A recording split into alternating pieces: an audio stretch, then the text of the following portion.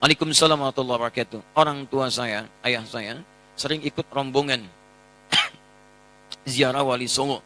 Saya takut ayah saya terjebak dalam syirik. Kalau dilarang, ayah tidak mau. Bagaimana saya harus berdakwah kepada ayah saya? Teman-teman sekarang, teman-teman sekalian yang dimuliakan Allah Subhanahu wa taala, ziarah itu artinya kunjungan. Ziarah. Jadi saya menziarahi antum, berarti saya mengunjungi antum. Mau kemana Ustaz Adi? Mau ziarah. Mana? Ke Pak Lutfi. Pak Lutfi di mana? Di Lampung. Kan Pak Lutfi masih hidup. Ziarah itu bukan mengunjungi orang yang wafat saja. Ziarah itu bisa diartikan mengunjungi orang yang masih hidup. Bisa. Jadi ziarah artinya kunjungan. Kunjungan. Baik ya? Nah sekarang, bolehkah kita mengunjungi orang yang sudah wafat? Boleh. Apa yang dikunjunginya? Kuburnya. Makanya ada istilah ziarah kubur. Mengunjungi orang yang wafat dalam kuburnya. Apa yang dilakukan? Mendoakan mereka. Jadi Nabi bahkan mengatakan silakan. Lihat-lihat. Kuntu nahaitukum an ziyaratil kuburi fal'ana fazuruha. Itu dalilnya. Dulu saya pernah larang Anda untuk ziarah kubur. Dulu. Dulu itu saat iman lemah. Ada kebiasaan di jahiliyah. Kalau ada orang meninggal, itu mereka meratap-ratap. Ratap-ratap. Untuk menunjukkan bahwa orang ini orang baik. Diratap. Ada yang rubuk-rubuk rambut. Ada yang mukul-mukul begini. Bahkan nanti gini, saking populernya kesan itu dianggap orang baik, sampai ada jasa penyewaan orang nangis. Jasa nyewa orang nangis. Jadi kalau ada dikenal orang buruk misalnya, disewa nih, berapa orang? Rombongan. Untuk nangis saja. Nangis, terus meratap-ratap. Ada itu. Zaman jahiliyah. Jadi begitu ada kebiasaan seperti itu, jadilah kultur di masyarakat. Biasanya budaya itu muncul karena biasa. Biasa itu dari kebiasaan. Kebiasaan begitu jadi tradisi nantinya.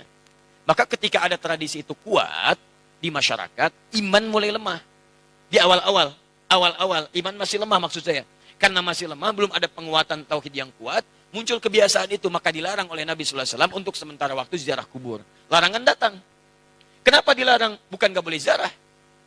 Bukan gak boleh ziarah. Larangannya karena dikhawatirkan ketika ada yang meninggal, tradisi tadi lebih kuat daripada awal-awal keislaman, muncullah seperti itu. Sehingga maaf, iman yang seharusnya muncul, teman-teman sekalian, itu terhenti, terbatasi oleh nilai-nilai tradisi yang tadi. Maka setelah imannya kuat, paham bisa membedakan, mana doa, mana diskusi, mana ceramah, mana ngobrol, kan? Mana kemudian teman-teman sekalian bisa mendoakan dengan baik, mana yang bisa meningkatkan iman, mana yang bisa mengurangi iman. Dari situlah kemudian, ini yang paling menarik, muncullah sabda Nabi, kuntu nahaitukum an ziyaratil kuburi. Dulu saya larang kalian ziarah kubur karena dikhawatirkan kalian meratap, minta-minta pada yang tidak baik. Fal'ana fazuruha. Sekarang ziarahi. Di ziarah kubur itu hukumnya boleh. Sekarang antum katakan, saya ingin ziarah Wali Songo. Boleh. Apa yang dilakukan saat ziarah itu? Turunkan lagi hadis-hadis nabinya. Doakan mereka. Apa doanya? Salam dulu. Assalamualaikum ya ahlad diyar. Minal mu'minina wal mu'minat. Wal muslimina wal muslimat. Wa nahnu insyaallahu bikumul lahiqun. Ziarah. Bahkan antum kepada Nabi ke Madinah, ziarah. Begitu setelah selesai salat Raudhah, antum lewat Babu Salam, lewat itu kan ziarah. Assalamualaikum ya Rasulullah. Assalamualaikum ya Abu Bakrin. Assalamualaikum ya Umar radhiyallahu taala anhuma. Antum ke Baqi ziarah. Assalamualaikum ya ashaban Nabi sallallahu alaihi wasallam. Assalamualaikum ya ahlad diyar. Minal mu'minina wal mu'minat. Wal muslimina wal muslimat wa nahnu insyaallahu bikumul lahiqun. Datang ke Wali Songo, ziarah. Apa darahnya? Sampaikan salam. Salamnya yang tadi. Setelah itu apa? Itu sunnah Nabi, berdoa. Allahumma ighfir lahum warhamhum. Wa'afihim wa'fu anhum. Wa akrim nuzulahum. Wasi' madkhalahum. Wa naqqihim minal khataaya kama yunaqqa thawbul abyadu minad danas. Doakan mereka. Ya Allah, alirkan pahala pada mereka. Ya Allah, berikan kemuliaan pada mereka yang telah membawa risalah dakwah ke Nusantara. Ya Allah, muliakan keluarganya. Ya Allah, berikan kekuatan ya Allah kepada keluarganya dalam keadaan yang terbaik. Selesai, itulah ziarah kubur. Lalu sampaikan, ya Allah, kami pun sadar kami kapan pun akan diwafatkan. Maka wafatkan kami ya Allah seperti Engkau wafatkan mereka dalam keadaan yang terbaik. Sudah. Makanya kata Nabi, cara terbaik meningkatkan iman, mengunjungi, berziarah atau ingat pada kematian. Sering lewat alam kubur mengingatkan kita mendekatkan diri pada Allah Subhanahu wa taala. Yang tidak boleh, minta-minta di kuburan. Pegang nisan. Kan? Pak, tolong, Pak, cucu saya mau lahiran, tolong. Makanya saya datang ke sini. Antum ngapain datang di situ? Yang di situ saja nggak bisa keluar. Antum itu kayak yang di situ. Itu yang tidak tepat. Jadi yang dilarang itu minta-minta pada yang tidak dibenarkan. Kalau zarahnya nggak ada masalah. Lalu bagaimana kemudian menyikapi yang seperti ini? Antum bikin zarah. Cari ustadz yang bagus. Datang kemudian, di bis itulah diadakan taklim. Terangkat. Ini loh risalahnya. Saya pernah itu. Ya, tur jejak Islam di Nusantara. Bukan Islam Nusantara, jejak Islam di Nusantara. Beda antara Islam Nusantara dengan jejak Islam di Nusantara. Kami susuri Pak, sampai ke Aceh Pak. Aceh, dari Aceh. Kami kunjungi makam Syekh Abdul Rauf As-Singkili. Datang. Itu saya terangkan taklim dulu. Syekh Abdul Rauf itu masuknya ke Aceh seperti ini. Kemudian menyampaikan begini, risalah Islamnya begini. Setelah itu kita datang. Mana buktinya beliau ada? Kita kunjungi. Sampai ke tempat makamnya dari hanya kuburannya. Masuk ke situ kita berdoa. Saya pimpin doanya. Begini cara berdoanya. Sampaikan begini, begini, begini. Sudah, ayo kita pulang. Saya sampai ke Lasem.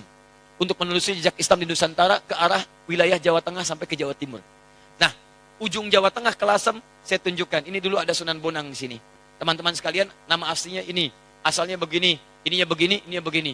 Dari mana taunya apakah itu fiktif? Ayo kita lihat. Susuri tempatnya. Ini tempat beliau. Ini tempat awal merapatnya. Ini tempat keluarganya. Ini pas sujudannya. Sampai saya hitung berapa anak tangga sampai ke atasnya. Yang merawat tempatnya itu sampai pas sujudannya. Yang merawatnya namanya Pak Abdul Halim. Begitu antum naik sampai ke atas, sebelah kiri. Di situ antum temukan nanti yang pegang kuncinya Pak Abdul Halim. Ketika bertemu dengan beliau, indah sekali. Pak, ini bukan makam ya. Bukan makam. Makamnya itu bukan yang di sini. Ini cuma pas sujudannya. Pas sujudan itu tempat beliau kemudian memetakan wilayah. Berdoa kepada Allah. Minta diberikan kekuatan. Bersujud di situ. Sholat menghadap ke arah kiblat. Seperti Nabi naik ke Gua Hira. Lalu memohon kepada Allah beri petunjuk. Setelah itu berdakwah di lingkungan sekitaran. Makamnya bukan di sini Pak. Tapi yang di bawah. Disamarkan makamnya supaya tidak ada yang mengkultuskannya. Indah keterangannya. Saya ajak jamaah untuk mendengarkan itu semua. Tuh, kan? Sering tertipu kita.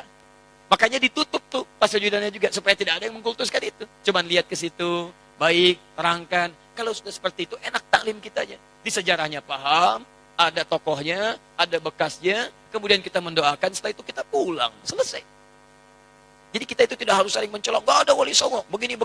Alah, antum ini kenapa sih? Sebelum bilang gak ada, lihat dulu. Lihat, pahami, baca kisahnya, pelajari, ambil inspirasinya. Kalau ada yang meninggalnya, doakan seperti antum datang ke makam Uhud. Datang ke situ, antum doakan, cerita di situ, selesai.